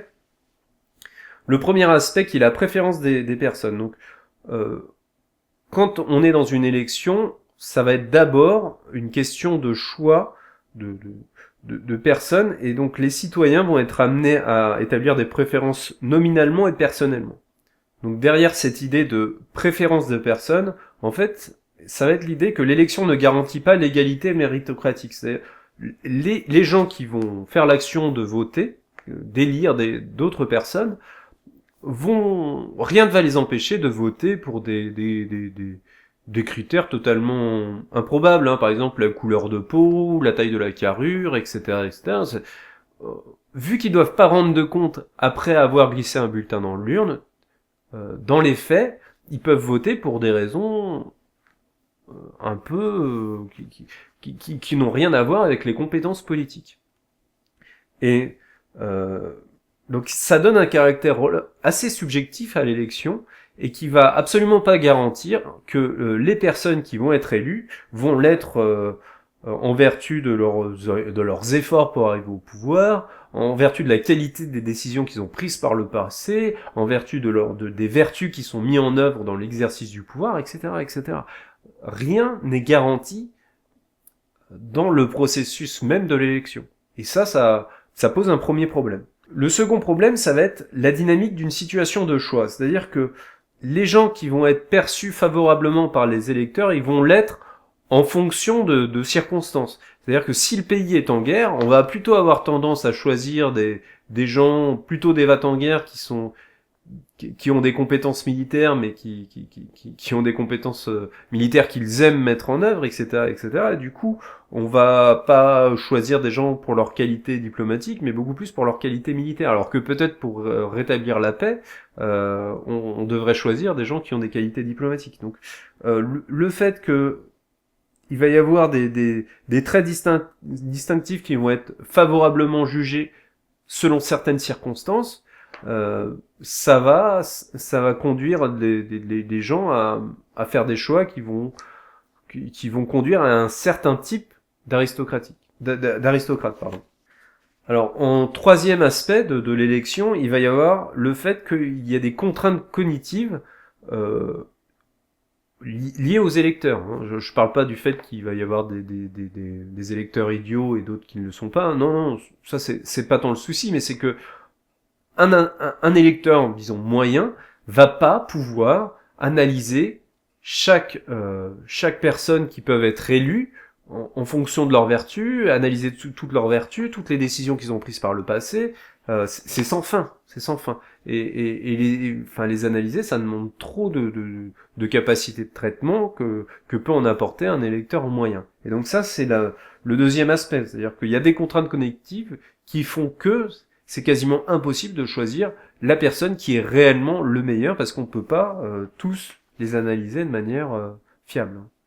Et puis le dernier aspect, c'est le coût de la diffusion de l'information, c'est-à-dire que on va être mécaniquement face à des candidats qui ont accès à des ressources financières, puisque le coût de diffusion de l'information va être élevé ou très élevé dans certaines des élections. Et donc, ça va être beaucoup plus des citoyens riches qui vont les subventionner pour qu'ils arrivent au pouvoir, vers qui les candidats, une fois élus, vont se retourner pour savoir comment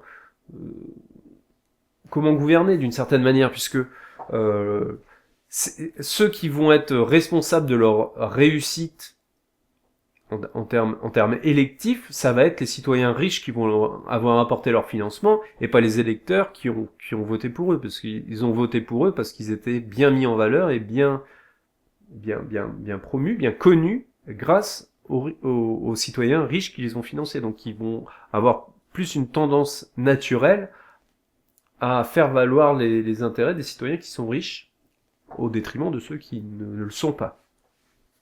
Alors, au niveau de la conclusion des effets aristocratiques de l'élection, Bernard Manin conclut que la procédure élective ne garantit pas que l'excellence politique soit choisie. Les électeurs peuvent avoir des critères de toute nature sans devoir s'en justifier, c'est la première chose qu'on a vue. Dans un second temps, les qualités politiques reconnues sont relatives à la culture et au contexte. Et le troisième point, les capacités cognitives des électeurs sont par nature limitées. C'est le coût de la diffusion de l'information présélectionne des candidats soumis aux plus riches. Ça, c'est les 4 aspects de l'élection qui nuancent son caractère aristocratique.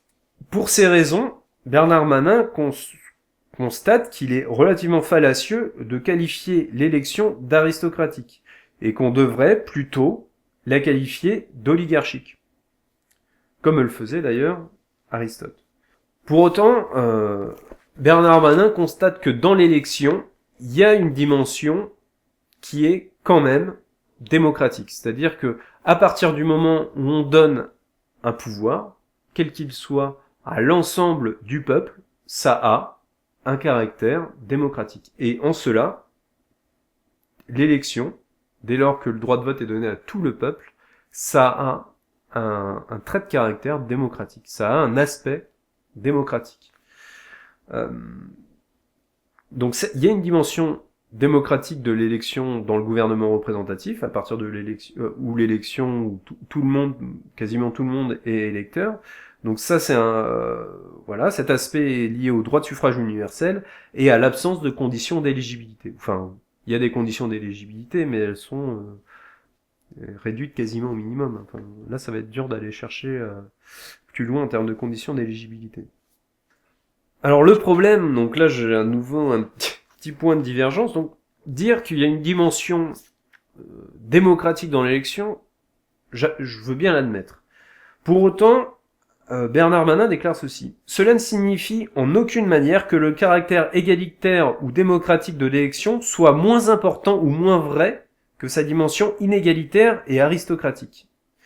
Je trouve ça faux parce que ça conduit au pouvoir un certain type d'individu, au final.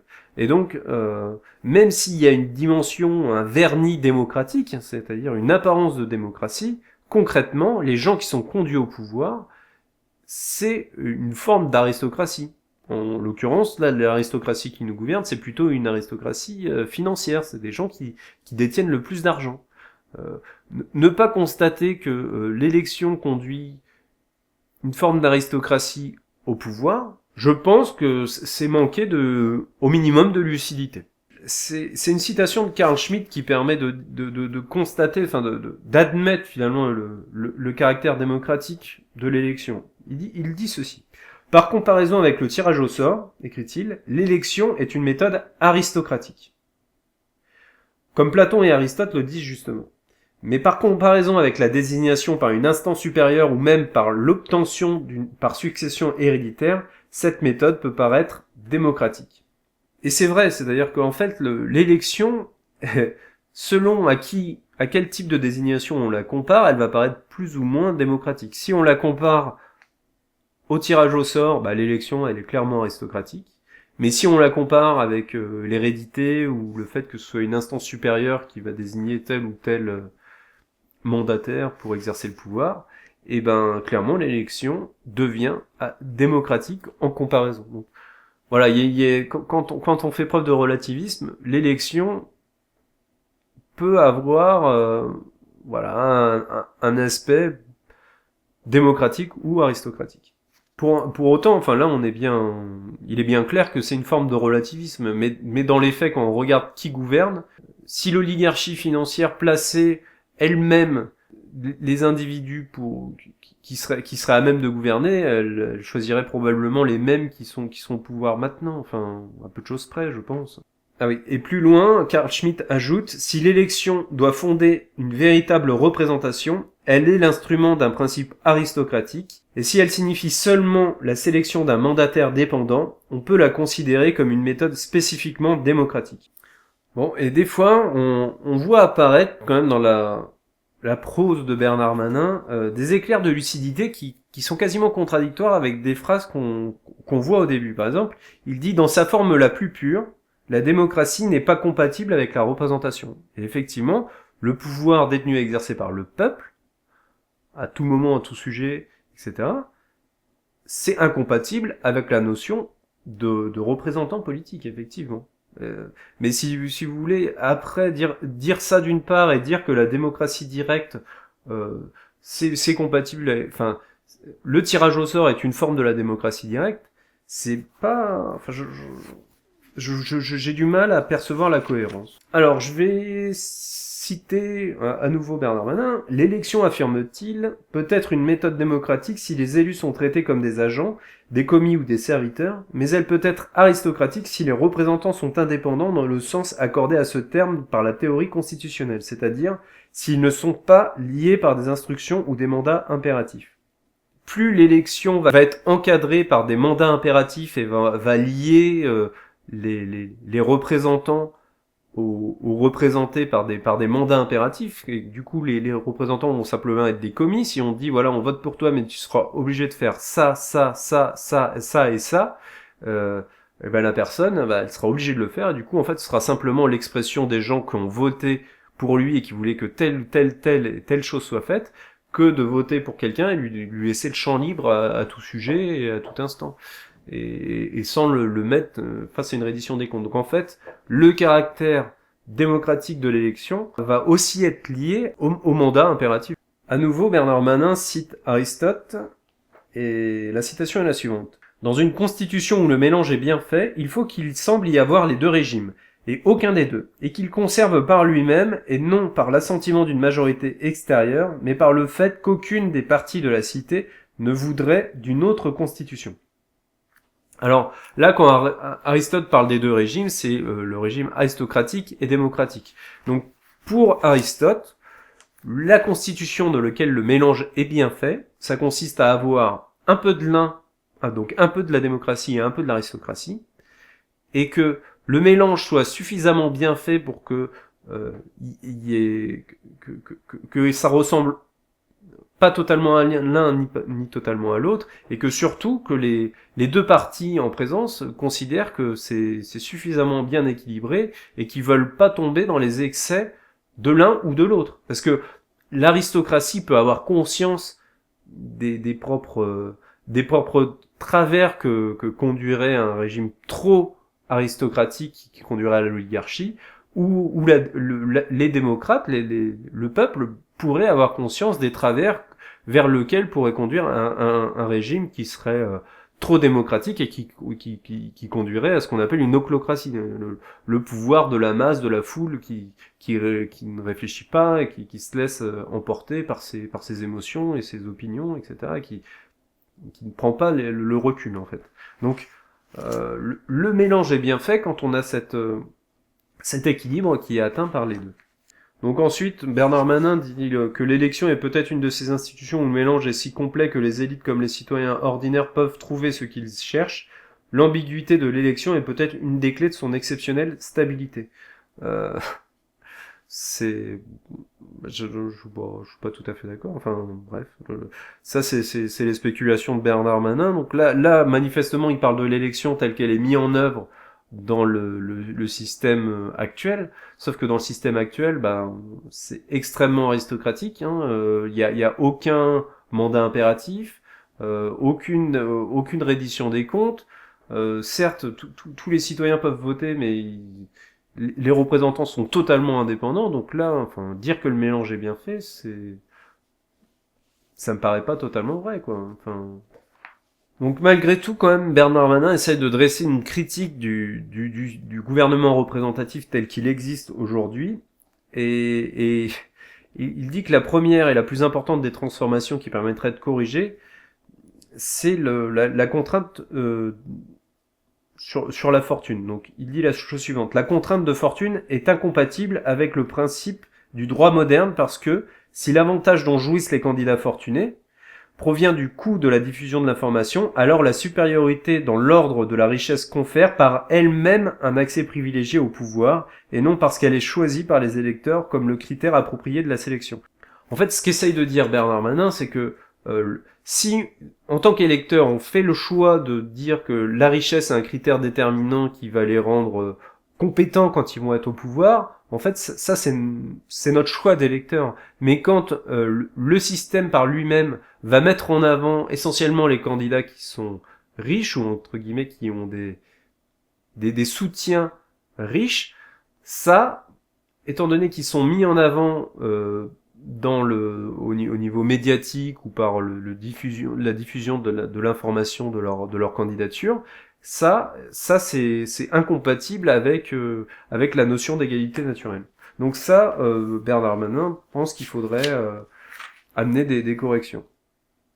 Bon, ensuite, la deuxième transformation que propose Bernard Manin est relative à la variation du type d'élite sélectionnée par le régime représentatif depuis 2 siècles, qui semble résulter principalement de l'évolution sociale, économique et technique.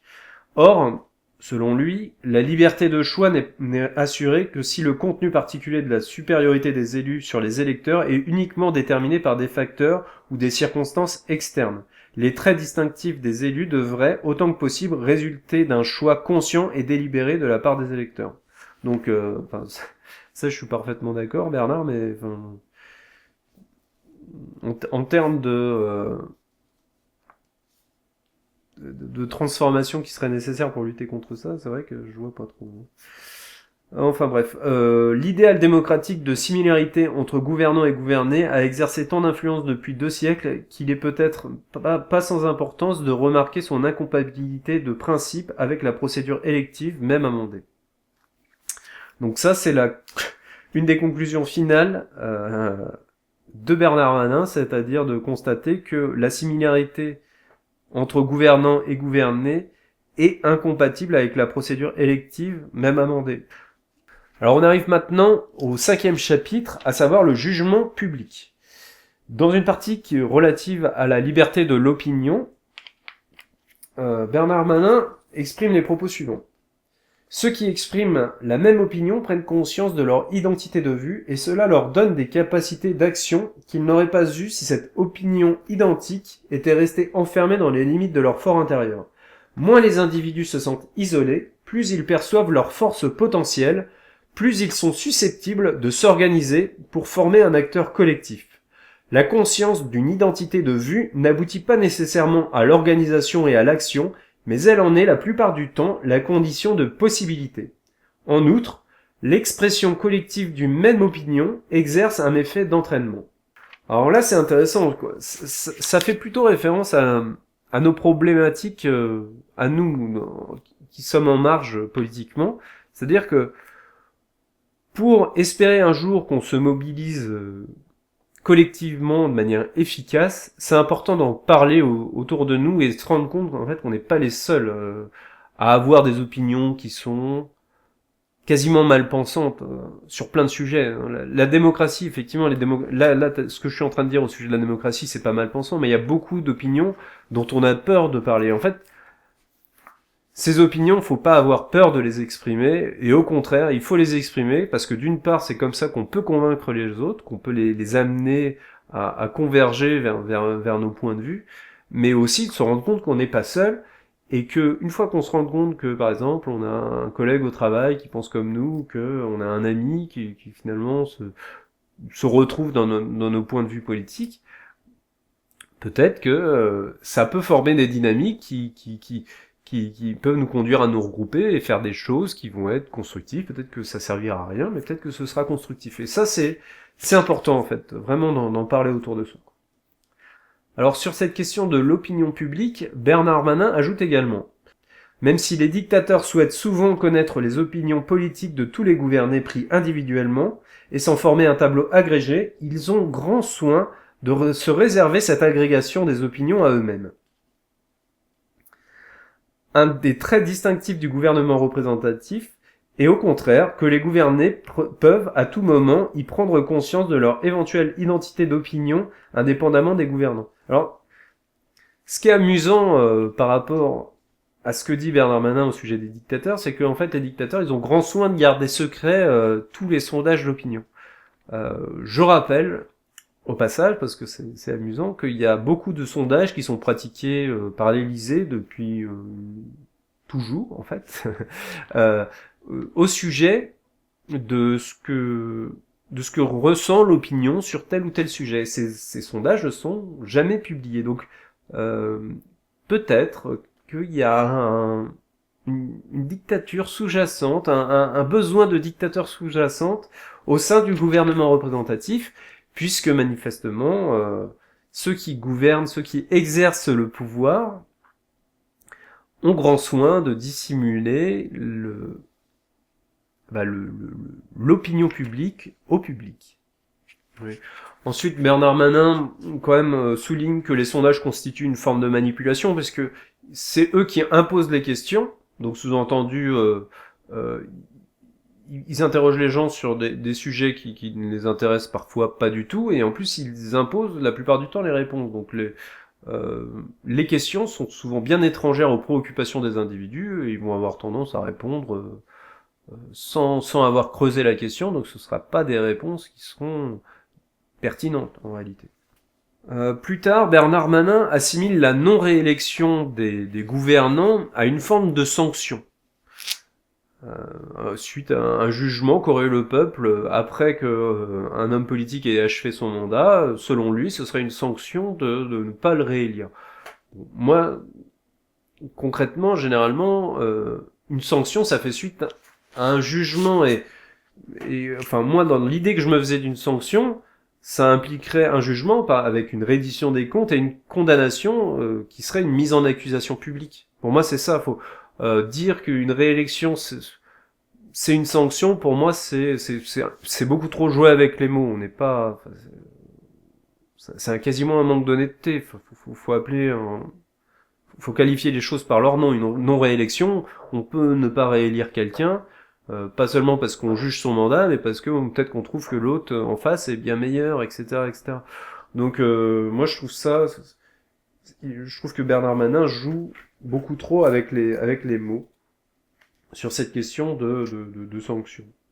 Alors Bernard Manin précise plus loin que chez les fondateurs du gouvernement représentatif, la discussion remplit ainsi une fonction spécifique. Elle produit l'accord et le consentement. Donc je veux bien admettre que chez les pères fondateurs, la discussion avait le rôle qu'elle avait, enfin, c'est-à-dire de produire l'accord et le consentement. Le problème, c'est qu'aujourd'hui, il n'y a plus vraiment de discussion à l'Assemblée nationale. Bon, à nouveau, il y a une citation de Locke. Il faut nécessairement que le corps se meuve dans le sens où l'entraîne la plus grande force, c'est-à-dire le consentement de la majorité. Sinon, il est impossible que ce corps agisse ou subsiste comme un corps, comme une association, ce que voulait chaque individu qui a consenti à y adhérer. Alors là, c'est une déclaration du philosophe John Locke qui permet de relativiser à nouveau sur la longévité qu'il reste à notre gouvernement représentatif. C'est-à-dire que en 2005, on a eu un corps électoral qui s'est prononcé défavorablement au sujet de la Constitution européenne, Constitution qui a été adoptée 2 ans plus tard par les députés. Et ça pose un problème, c'est-à-dire que vous avez un corps électoral qui dit non, sur une question qui lui est posée, et malgré tout, ses représentants vont faire l'inverse 2 ans plus tard. Là, quand même, ça pose la question de jusqu'à quand peut subsister un corps politique, une institution politique, quand son corps électoral est en divergence à ce point-là avec elle. Alors à présent, on arrive au 6e chapitre qui est relatif aux métamorphoses du gouvernement représentatif. Tout d'abord, malgré tout vers la fin du chapitre, Bernard Manin note que toutes les études soulignent aujourd'hui l'importance numérique croissante d'un électorat flottant qui ne vote pas en fonction d'identification partisane stable, mais change son vote selon les enjeux et les problèmes de chaque élection.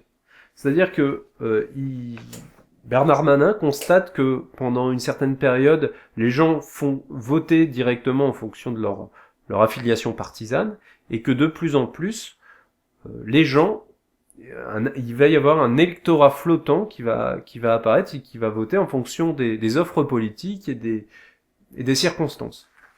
Et il ajoute un petit peu plus loin, ce que l'on appelle aujourd'hui la crise de la représentation se représente sous un jour différent si l'on s'aperçoit que le gouvernement représentatif a été conçu en opposition explicite avec la démocratie entendue comme gouvernement du peuple par lui-même. Et il ajoute juste après, le gouvernement représentatif demeure ce qu'il a été depuis sa formation, un gouvernement d'élite distinct de la masse de la population par leur statut social, leur mode de vie et leur culture. Ce que l'on voit aujourd'hui se dessiner est simplement l'ascension d'une élite d'un type nouveau et le déclin relatif d'une autre. En réalité, Bernard Manin distingue plusieurs phases, métamorphoses du gouvernement représentatif sur lesquelles je reviendrai plus précisément. Et quand on parle de crise de la représentativité, en fait, on s'aperçoit qu'on passe d'un type d'élite à une autre. Plus que la substitution d'un type d'élite à un autre, c'est le maintien, voire l'accroissement de l'écart entre les gouvernés et l'élite gouvernante qui provoque un sentiment de crise. Et ça c'est très vrai, c'est-à-dire que plus les écarts entre les gouvernés et les gouvernants sont visibles, ils sont criants, plus il y a un mal-être qui apparaît au sein de l'électorat, d'autant plus quand on lui inculque qu'on est en démocratie. À la limite, si on lui inculquait qu'on était gouverné clairement par les plus riches, si on vivait pas dans ce mythe, peut-être qu'il y aurait pas ce mal-être-là. Quand aujourd'hui un candidat se fait élire sur la base de son image personnelle et cherche à persuader qu'il est le plus apte que les autres à affronter les difficultés de demain, les électeurs sont moins en mesure de se prononcer sur les décisions à venir que lorsqu'un parti présentait le catalogue de mesures qu'il se proposait de vendre. En ce sens, le régime représentatif semble avoir cessé de progresser vers le gouvernement du peuple par lui-même. Donc ça veut dire que plus on va voter pour des personnes et moins pour des programmes, effectivement, plus on a l'impression que la démocratie recule. Ça, c'est un des constats de Bernard Manin. En revanche, la démocratisation du lien représentatif, le rapprochement entre les représentants et représentés, le poids plus grand des souhaits des gouvernés sur les décisions des gouvernants, sont avérés moins durables qu'on ne l'avait pensé. Alors Bernard Manin identifie 3 phases de métamorphose du gouvernement représentatif auxquelles il attribue différents modes de fonctionnement et aspects. Alors il distingue le parlementarisme de la démocratie de parti et la démocratie du public. Donc c'est 3 types de gouvernements représentatifs qui se sont succédés selon Bernard Manin. Dans le parlementarisme, les élus sont généralement des notables, tandis que dans la démocratie de parti, les élus sont plutôt des militants ou des hommes d'appareil. Et enfin, dans la démocratie du public, les élus sont plutôt des experts en communication. Dans le parlementarisme, au niveau des critères de choix qui vont influencer les électeurs, on va avoir la confiance, le sentiment de confiance vis-à-vis de l'élu, et les liens locaux qu'il a avec sa circonscription. Dans la démocratie de parti, les critères de choix des électeurs, ça va être essentiellement la fidélité à un parti et le sentiment d'appartenance à une classe sociale, puisque les classes sociales vont avoir tendance à voter très majoritairement pour tel ou tel parti.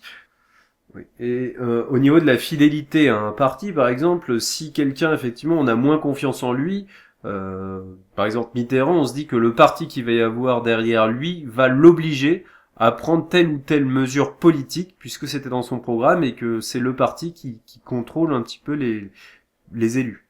Bon. Et enfin, dans la démocratie du public, on va retrouver en critère de choix le sentiment de confiance qu'on va avoir vis-à-vis de tel ou tel homme politique, et aussi au niveau de l'offre électorale, c'est-à-dire les mesures qui sont proposées par l'homme ou la femme politique. Ensuite, Bernard Manin identifie certaines limites à l'indépendance politique des élus selon les phases du gouvernement représentatif. Alors, dans le parlementarisme, la seule limite qu'il identifie, c'est la conscience de l'élu. C'est-à-dire, en gros, il n'y a quasiment aucune limite, sauf sa conscience. Dans la démocratie des partis, en fait, ça va être la marge d'indépendance de l'élu, ça va être de prioriser telle ou telle mesure du programme qui était présenté aux électeurs lors de l'élection. La seule marge de manœuvre de l'élu, ça va être de dire bon, on va faire telle ou telle mesure, on va prioriser telle ou telle mesure par rapport à telle autre. Dans la démocratie du public, la limite de l'indépendance de l'élu, selon Bernard Manin, c'est la représentation médiatique. C'est-à-dire que si un élu est persécuté par les médias, il n'aura pas les mêmes marges de manœuvre que quelqu'un qui est adulé par les médias. Ça, c'est particulièrement visible, par exemple, avec Donald Trump ou Obama. Ensuite, au niveau de l'influence de l'opinion publique et de l'expression électorale, c'est-à-dire que dans le cas du parlementarisme, il va y avoir une assez faible corrélation entre l'opinion publique et l'expression électorale parce que les élus, une fois élus, sont quasiment totalement indépendants et ils vont jamais, enfin très peu prendre en compte l'opinion publique. Tandis que dans la démocratie de parti, il va y avoir un écart qui va être relativement réduit au niveau de l'influence, au niveau de l'opinion publique et de l'expression électorale, parce que Bernard Manin estime que il va y avoir des presses partisanes qui vont être consultées par les électeurs. En gros, les électeurs de gauche vont lire des presses de gauche, et du coup, ils vont diffuser une opinion de gauche avec eux parce qu'ils vont être informés, et du coup, finalement, l'opinion politique va être relativement conforme à l'expression électorale, puisque chacun lit une information de gauche et vote, enfin de gauche ou de droite, mais lit une information partisane et vote en fonction de cette information partisane, et du coup il n'y a jamais trop de grosses distorsions, selon lui. Tandis que dans la démocratie du public, là on retrouve un écart beaucoup plus fort au niveau de l'opinion publique et de l'expression électorale, puisqu'il y a une fluctuation qui est beaucoup plus importante. Bon. Voilà. Au niveau de l'expression de l'opinion publique, lorsqu'on est dans telle ou telle phase du gouvernement représentatif. Alors, dans le parlementarisme, le peuple s'exprime aux portes du gouvernement lorsqu'il est mécontent mécontent des représentants, il va l'exprimer directement aux portes du Parlement. Dans la démocratie des partis, c'est l'opposition politique qui va exprimer l'opinion publique, entre guillemets, en divergence vis-à-vis des représentants politiques. Tandis que dans la démocratie du public, l'expression de l'opinion politique, ça va être retranscrit dans les sondages d'opinion, essentiellement. Ensuite, Bernard Manin s'interroge sur le lieu de la discussion, c'est-à-dire où a lieu la discussion selon tel ou tel gouvernement représentatif. Alors, selon lui, dans le parlementarisme, la discussion a lieu au Parlement, de manière tout à fait classique, entre les députés. Dans la démocratie de parti, les discussions qui vont aboutir aux décisions politiques vont se faire soit à l'intérieur du parti, pour choisir tel ou tel programme et l'application du programme, soit dans les négociations entre partis, dans le cas des coalitions, donc ça va pas trop toucher les systèmes français, mais par exemple dans les coalitions à l'allemande, là il va y avoir beaucoup plus de négociations, associations entre partis pour savoir ce qui va être mis en œuvre au niveau politique. Ouais. Et enfin, dans la démocratie du public, là on va beaucoup plus avoir de négociations du gouvernement avec les lobbying et des débats médiatiques qui vont orienter tel ou tel choix politique. Donc voilà les 3 phases de transformation du gouvernement représentatif selon Bernard Manin. Alors vu ce qu'il a été dit auparavant et cette espèce de récapitulatif que je viens de faire de l'évolution du gouvernement représentatif, on est quand même, enfin je suis tenté de mettre en perspective, c'est-à-dire que là il y a eu 3 étapes du gouvernement représentatif et ce à quoi on a assisté finalement avec l'élection de Macron, c'est la consacration totale et définitive de la démocratie du public, c'est-à-dire que là clairement les derniers hommes de parti à avoir été élus, c'est par exemple Sarkozy et Hollande, hein, l'un issu de l'UMP, l'autre du PS, et on a vu apparaître un animal politique, à savoir Emmanuel Macron, qui a créé un parti absolument de rien, dont l'initiale du parti était l'initiale de son propre nom, enfin nom et prénom, hein, et du coup c'est vraiment la consacration de la démocratie du public, puisqu'il y a un homme qui a tout basé sur son image médiatique, et un expert en communication qui a tout basé sur de la communication. Il y a très très peu de contenu dans l'élection d'Emmanuel Macron et dans son programme, c'est toute une affaire de communication. Et donc là vraiment c'est pour moi on est dans un paroxysme de la démocratie du public basé sur ces experts en communication, sur le marketing, sur le rôle des médias de masse, etc., qui ont un rôle totalement déterminant dans l'élection des individus, etc. Alors on est tenté quand même de se projeter et de se demander sur le rôle qu'aura Internet, puisque finalement on va avoir des figures dissidentes qui sont purement issus de la sphère Internet, hein, type Soral par exemple, ou François Asselineau, ou Étienne Chouard. C'est des individus qui vont porter des revendications politiques, qui ont vu leur émergence advenir uniquement ou essentiellement par Internet.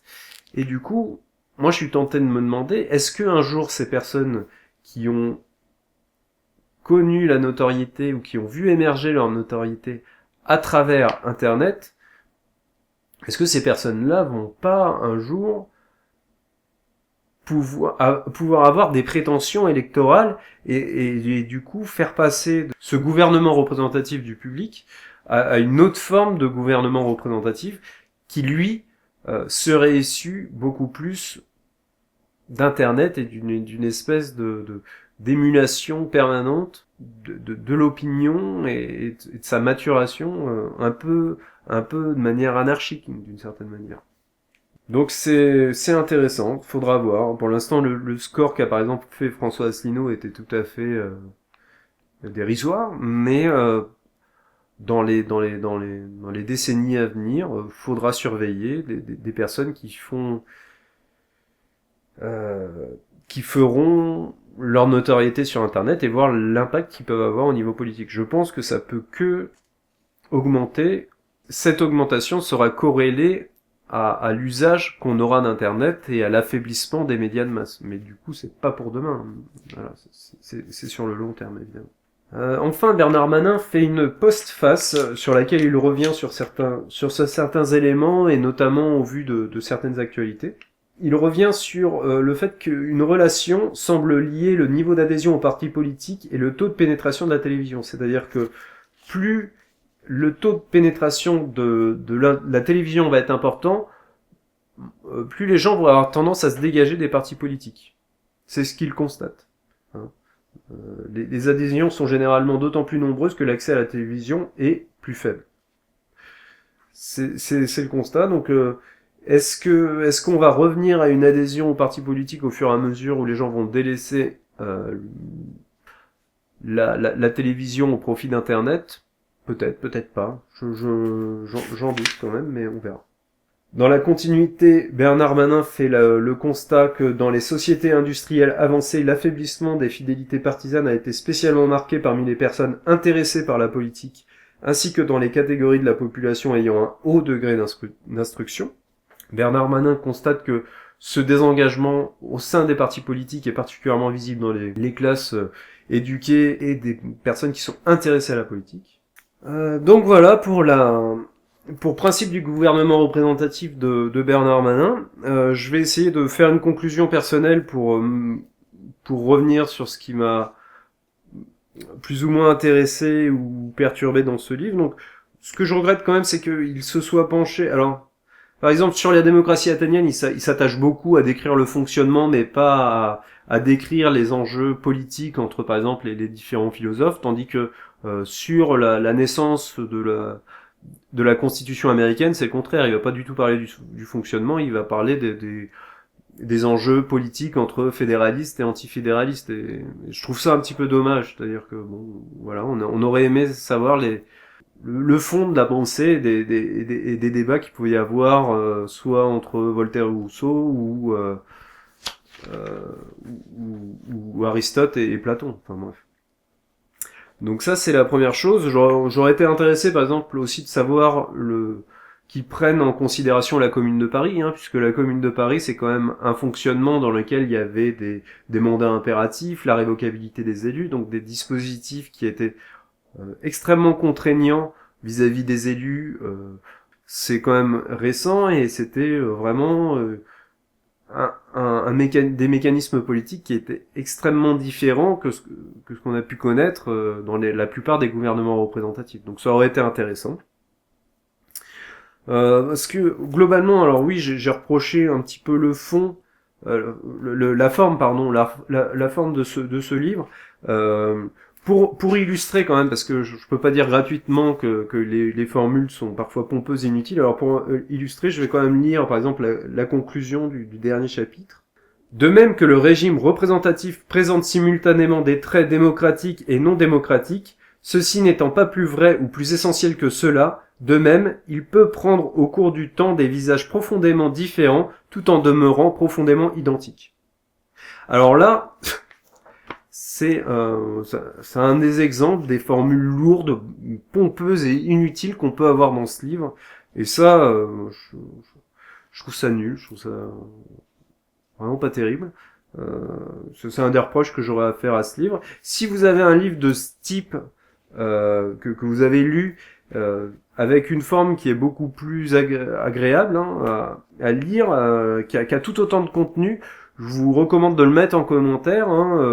J'imagine que je vais voir le livre de Francis Dupuy-Derry qui est consacré à la démocratie qui va certainement réapparaître. C'est intéressant. Par contre, l'avantage de Bernard Manin, c'est quand même d'être relativement neutre, sauf les réserves que je lui ai reproché précédemment, mais d'être relativement neutre dans son analyse de l'aristocratie, de la démocratie, voilà, de ce qui est bien, de ce qui est mal. Il y a quand même un effort de neutralité qui est fait, même si je suis pas d'accord sur tout. Il y a quand même un effort de neutralité qu'il faut saluer et qu'on peut constater en lisant ce livre. Parce que par exemple, Francis Dupuy-Derry, lui, il va avoir un parti pris extrêmement favorable vis-à-vis de la démocratie. Et du coup, ça peut être agaçant quand on consulte son livre. Donc, voilà pour la critique de forme. Donc voilà, beaucoup de choses intéressantes sur le fond. Et on peut trouver évidemment pire sur la forme. On peut trouver bien pire en termes de formules lourdes et inutiles. Donc voilà, malgré tout, c'est intéressant de le lire. Je vous remercie d'avoir suivi cette vidéo. À nouveau, si vous avez des commentaires dans des ouvrages de ce type qui seraient intéressants, un peu plus légers à lire, vous pouvez les renseigner en commentaire, j'en serais heureux, pour moi et pour les autres qui regarderont cette vidéo. Voilà, je vous remercie, je vous dis à bientôt. Au revoir.